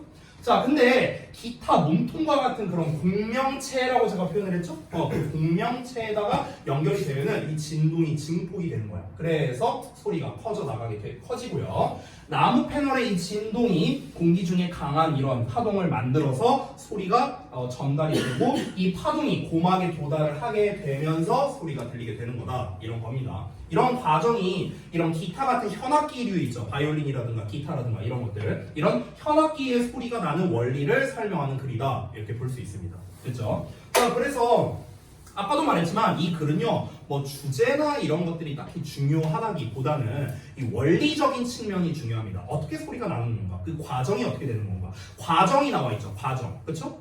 그 과정이 뭐였습니까? 줄을 튕구면 얘가 이제 그 진동이 전달되고, 이 전달되면 파동이 고막으로 가서 굽이쳐서 들어가고 나오고, 이 과정이 있잖아요. 그래서 원래는 순서로 내기가 제일 좋아요. 근데 이미 순서가 나왔잖아. 그러니까 순서와 가장 유사한 삽입 문제로 출제하기가 좋다는 거죠. 됐어? 만약에 삽입으로 출제할 거라면요, 얘 같은 경우는 그 우리 분석서에도 나와 있는데 but 나와 있는 문장이 있죠. 여기가 삽입으로 내기가 가장 좋습니다. 알겠죠? 자, 그래서 37번까지 해갖고 마무리를 하도록 하겠습니다. 여기까지 이제 해서 진도가 다 끝났습니다. 자, 잠깐 정리 좀 할게요. 진도는 다 끝났습니다. 아까도 말했죠? 진도는 제가 끝난 거고요. 여러분은 끝나지 않았습니다. 그래서 그 남은 기간 동안 이제 한 주 정도 남았죠. 그래서 이 남은 기간 동안 여러분이 어떻게 했으면 좋겠다 하는 것들, 요거를 제가 좀 정리해서 써둔 게 있는데요. 잠깐만요. 이 딴반 그에다가 제가 올려놓은 내용인데 그걸 좀 공유를 좀 해드릴게요. 어디 갔지? 여기 있다. 누가 이렇게 빵빵거려요? 자, 앞에 좀 봅시다. 자, 제가 나름대로 이제 조금 정리를 했는데요. 같이 좀 볼게요. 남은 기간 동안 이라고 해봤자 일주일밖에 안 됩니다. 이 네 가지를요 다 하실 수도 있고 못할 수 있습니다. 근데 일단 순차적으로 가야 돼요. 가장 1단계 전체적인 내용 파악과 기본 어휘입니다. 요게 안 되면요 그냥 50점도 못 받는다고 생각하면 됩니다. 알겠죠? 우리 이번 시험 범위에 나오는 교과서 10과 그리고 수능 감잡기 3개강 그리고 총 이제 18지문이죠. 그리고 모의고사 7지문 다 합치면 외부 지문이 25지문입니다. 그래서 교과서 10과와 외부 지문 25지문에 대한 내용 파악이 전부 다 이루어져야 합니다. 근데 솔직히 말하면 지금 여기에서 내용 파악이 완벽하게 이루어진 사람은 저는 별로 없다고 생각합니다. 왜냐면 이건 부분 해석 테스트를 보면은 드러나요. 특히 그 오늘 본 부분 해석 테스트, 지난 시간에 본 부분 해석 테스트, 그 부분 해석 테스트 보면은 중간중간에 제가 미션을 달아놓은 게 있거든요. 근데 그 미션을 보면은 아, 이 친구가 제대로 이해를 했구나 못했구나가 너무나 명확하게 드러납니다. 근데 그게 잘 안 된 분들이 사실은 좀 많았어요. 그래서 여러분께서 오아시스 파트 1, 2나 아니면 자습서나 분석서 또는 저에게 질문 이런 거를 통해서 내용 파악을 완벽하게 해야 됩니다. 지금 1번이 안 됐는데 4번 이런 거 하고 있으면 의미가 없다는 거예요. 그래서 내가 파트 6, 7 할 때 뭐라고 했습니까?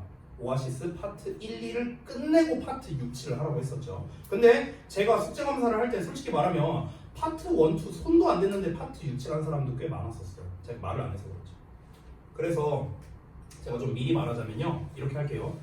여러분한테 좀 희소식이 될 수 있는데 다음 시간, 다음 주 있죠. 다음 주 2번의 수업 동안에는요 제가 단어 페널티를 안 줄 겁니다. 안 줄 거예요. 단어 페널티를요. 그러니까 페널티에 대한 부담은 여러분이 내려놓으셔도 돼요. 알겠죠? 페널티에 대한 부담을 내려놓으라는 거지 점수에 대한 부담을 내려놓으라는 건 아니겠죠. 그렇죠?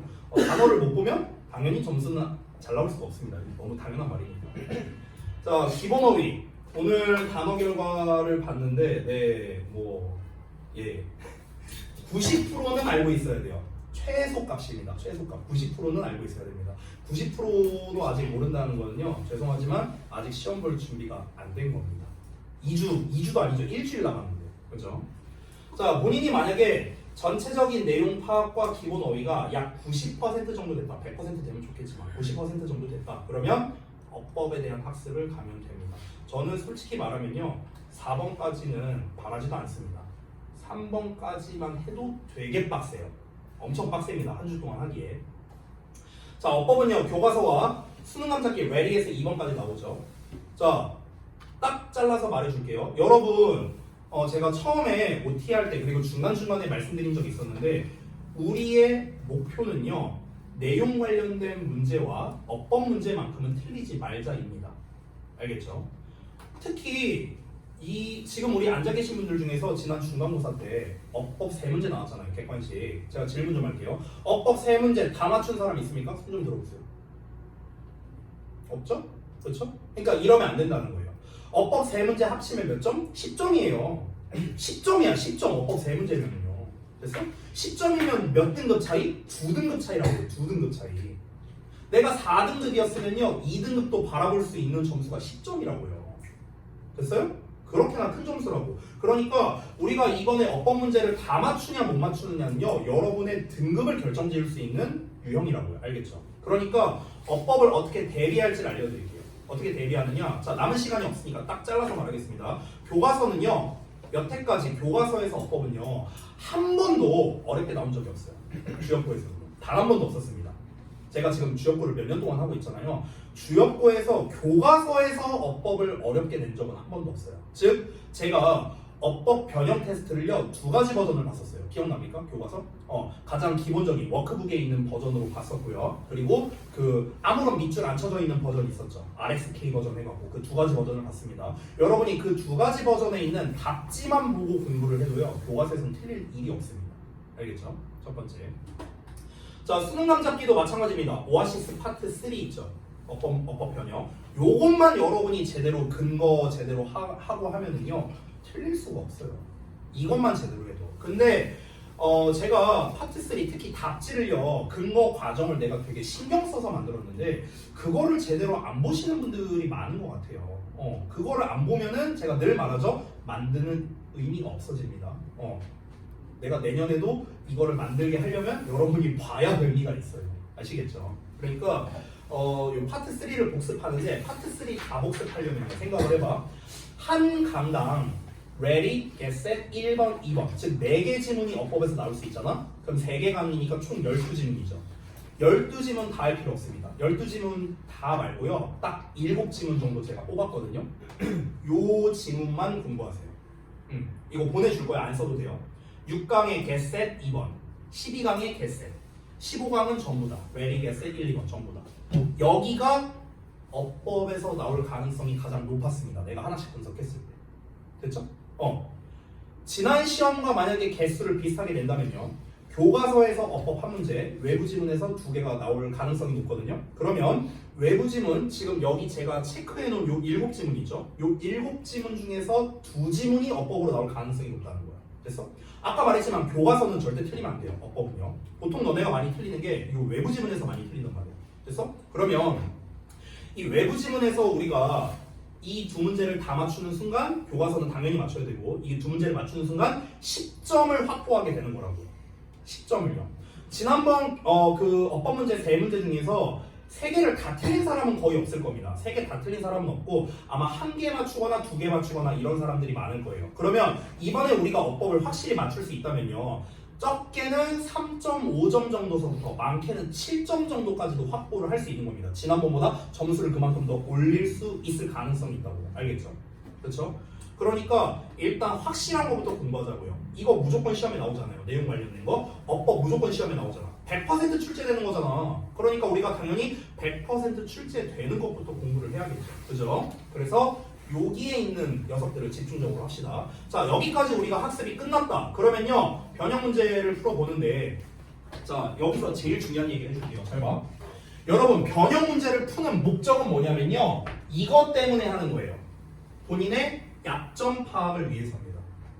수학이나 과학이랑 영어는 다른 게요. 수학이나 과학은 변형 문제를 푸는 목적이 뭔지 압니까?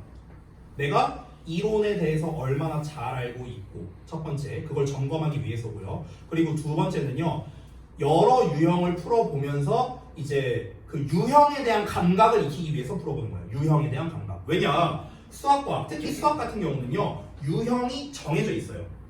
유형이 정해져 있잖아요. 어느 정도 파트마다요. 그렇죠? 근데 이제 영어는요, 유형이 정해져 있지 않습니다. 이거는요, 출제자 마음이에요. 그러니까 오히려 수능이죠. 수능은 유형이 정해져 있죠. 그러니까 수능은 예측이 가능해요. 어떻게 시험에 나오겠다. 이건 예측이 가능합니다. 왜냐면 유형이 정해져 있으니까. 근데 내신은 안 정해져 있어요. 이건 진짜 시험 출제자 선생님 마음이거든요. 그렇죠?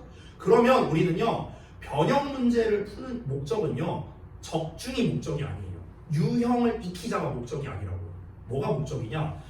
나는 지금 뭐가 안 되고 있지? 이거를 우리가 알아보기 위해서 하는 겁니다. 근데 대부분 착각을 많이 하는 게, 변형 문제를 대부분 어떻게 하신 줄 알아요? 대부분 그냥 겁나 풉니다. 풀고요, 심지어 채점도 안 하는 것들도 많아요. 아니, 풀면은 맞았는지 틀렸는지 궁금하지가 않아요? 아니, 맞았는지 틀렸는지를 알아야 의미가 있는 거 아니야? 아니, 풀기만 하면 무슨 의미가 있어요? 오아시스 할 때도 마찬가지예요. 아니, 다 풀었대요. 아니, 풀면 무슨 의미가 있습니까? 이게 맞았는지 틀렸는지를 확인해야 의미 있는 거 아니에요? 아니, 그렇지 않아? 아니, 풀기만 하면 무슨 의미가 있냐고요. 풀기만 하면은. 아니, 그렇게 따지면은 니네가 수능 문제, 최근에 본 수능 문제 전부 다 갖고 와서 풀기만 하면 되죠. 올객관식이니까 어차피 풀기만 하면 되죠. 무슨 의미가 있어요, 그게. 그렇잖아. 그러니까 변형 문제를 풀어보고요, 본인들이 틀린 것들이 있을 겁니다. 특정 유형을 많이 틀렸거나, 예를 들어 내가 어법을 많이 틀렸다, 뭐 예를 들어 빈칸을 많이 틀렸다, 특정 유형을 많이 틀릴 수도 있고요. 아니면 특정 지문을 많이 틀릴 수도 있어요. 내가 15강에 3번을 많이 틀렸어, 뭐 12강에 ready를 많이 틀렸어. 특정 지문을 많이 틀릴 수도 있습니다. 그러면은 중요한 건 뭐냐면, 문제를 많이 풀어보는 게 중요한 게 아니고요, 틀린 것에 대해서 분석적 접근이 훨씬 100만 배, 1000만 배 중요합니다. 오케이? 내가 누구라고 얘기는 안 할게요. 근데 이제 딱 이제 한 친구를 얘기를 하면요, 지난 중간고사 때 그 문제를 정말 많이 푼 친구가 있었어요. 근데 그 저기 2학년입니다. 참고로 1학년 아니에요. 2학년인데 이 친구가 변형 문제를 엄청 빨리 푸는 거야. 내가 한 300문제 줬거든. 다음 시간에 더 달래요. 다 풀었어요. 그래서 내가 또 줬어. 한 200문제 줬어. 다음 시간에 또 달래. 그 친구가 지난 중간고사 때 푼 변형 문제만 1000문제가 넘어요. 1000문제가 넘는다고. 그렇게 많이 풀었거든요. 오아시스 당연히 다 했죠. 그래서 몇 점 받았냐고요? 72점 받았어요. 그렇게 했는데 72점 받았다고. 됐어요? 아니, 그러니까 내가 말하고자 하는 건 뭐냐면요. 그 친구도 의아한 거야. 나 변형 문제 이렇게 많이 풀었는데 왜 점수가 이거밖에 안 나왔을까요? 이렇게 물어본 거야. 그래서 내가 뭐라고 말해줄 줄 알아요? 네가 변형 문제만 많이 풀었으니까 점수가 안 나온 거라고. 다시 한번 말합니다. 문제 많이 푼다고 문제를 많이 풀어서 여러분이 익히려면요. 1000문제요? 아니요. 2만 문제는 풀어봐야 돼요. 니네 2만 문제 풀 수 있어요? 말이 되냐? 말이 안 되잖아. 나도 못 풀어요. 2만 문제도 없어요. 그리고 그만큼 변형 문제도 없어요. 그건 말이 안 되고요. 우리가 변형 문제를 통해서 지금 내가 뭐가 문제인지를 파악하는 게 다시 한번 중요하다고. 그래서 내가 변형 문제 검사 안 하잖아요. 계속 나눠줬잖아. 변형 문제. 제가 검사한 적 있나요? 검사 안 하잖아. 어떻게 합니까? 상시 숙제로 주고 있죠. 계속해서. 그렇죠? 상시 숙제로 주는 이유가 무엇입니까? 여러분이 알아서 스케줄에 맞춰서 변형 문제를 푸셔야 돼요. 아직까지 아마 손도 안 댄 사람도 분명히 있을 겁니다. 근데 제가 뭘 안 할 거예요. 그거에 대해서 뭘 할 생각 없습니다. 변형 문제를 풀어보고요. 그리고 지금 나의 문제점을 파악하는 게 훨씬 중요합니다. 예를 들어서 객관식 문제를 풀어서 뭐 빈칸 문제를 풀었다고 쳐볼게요. 답이 3번이야 예를 들어서. 근데 나는 4번은 몰랐어. 예를 들어서. 그럼 여러분은 뭘 알아야 돼요? 왜 4번은 답이 안 되지? 왜 3번이 답이지? 이걸 알아야 되는 거 아니에요? 그렇지 않아? 이걸 몰라. 그럼 푼 의미가 없는 거예요. 이거는. 이 변형 문제를 푼 의미가 아예 없다고. 아예 없어요. 왜 4번은 답이 안 될까? 4번도 이런 멘트가 있으니까 되는 거 아닌가? 이게 왜 안 되지? 3번은 왜 답이지? 난 이 부분 때문에 난 답이 안 된다고 생각했는데 왜 이게 답이지? 됐어? 이게 바로 뭐예요? 분석이야. 분석. 이게 돼야 돼요. 이게 돼야 돼요. 이게 안 되면 다시 한번 말합니다. 변형 문제 푸는 의미가 없어요. 알겠죠? 그래서 여러분께서는요. 다음 한 주 동안은 제가 질의응답을 대부분 받아줄 겁니다. 개별적으로요. 그럼 여러분은 질문을 하실 때 어떻게 해야 될까요? 선생님 저 이 문제를 모르겠어요. 이게 아니에요. 이게 아니야. 질문을 어떻게 해야 되냐면 선생님 저는 답을 4번이라고 했는데 실제 답이 3번인데요. 저는 왜 4번이라고 생각했냐면 이런 점 때문에 전 4번이라고 생각했거든요. 근데 답지에 일단 해설이 없고요. 3번이 답이라는데 왜 답인지 저는 잘 모르겠어요. 저는 이 부분 때문에 3번이 틀렸다고 생각했거든요. 이런 거. 이게 질문하는 방법이에요. 그냥 다짜고짜 선생님 이게 예를 들어 15번이죠. 선생님 15번이요. 15번 어쩌라고 나한테. 이건 질문이 아니에요. 이거는. 알겠어요? 내용 질문할 때도 마찬가지야. 예를 들어 내용을 질문하는데 선생님 저는 이 질문에서 요 문장 다음에 이런 내용이 나왔잖아요. 근데 이 문장 다음에 왜 이런 말이 나오는 거예요? 이 문장 간의 관계를 잘 모르겠어요. 이런 거.